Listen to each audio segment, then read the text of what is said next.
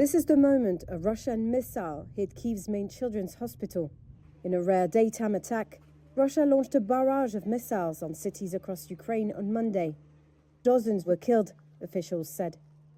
Tetiana ran out of the building, carrying her little girl Edri, her catheter still in place. Ми були тут за 5 хвилин, як все сталося, і встигли дійти туди, в педіатричне відділення. We came here 5 minutes before it all happened. We managed to get to the pediatric ward. I don't know, it is a nightmare. I don't even know if it was a missile hit or fragments of a missile. After the strike, hundreds of local residents flocked to the hospital offering water and assistance. Svetlana and her husband Vladimir emerged from the hospital bomb shelter. Their 2-month-old baby was unharmed, but Svetlana suffered cuts.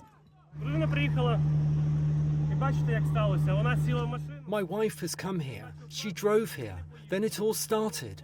My son began crying, so she did not go to the hospital. She ran to the bomb shelter instead. Then there was the explosion. The car is no more. But we are all okay.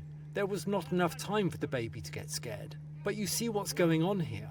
No words, even swear words, can describe it. But what matters most is that they are alive. Never mind the car. We'll buy a better one. All will be fine.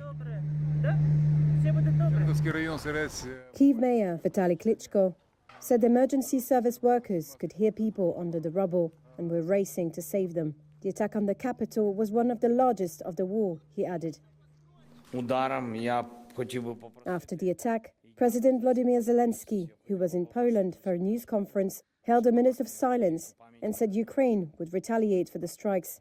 The Russian Defense Ministry said its forces carried out strikes on defense industry targets and aviation bases in Ukraine. Moscow has repeatedly denied targeting civilians and civilian infrastructure. However, its attacks have killed thousands of civilians since it launched its full-scale invasion in February 2022. This one comes a day before leaders of NATO countries are due to begin a 3-day summit in Washington, with the war in Ukraine high on the agenda.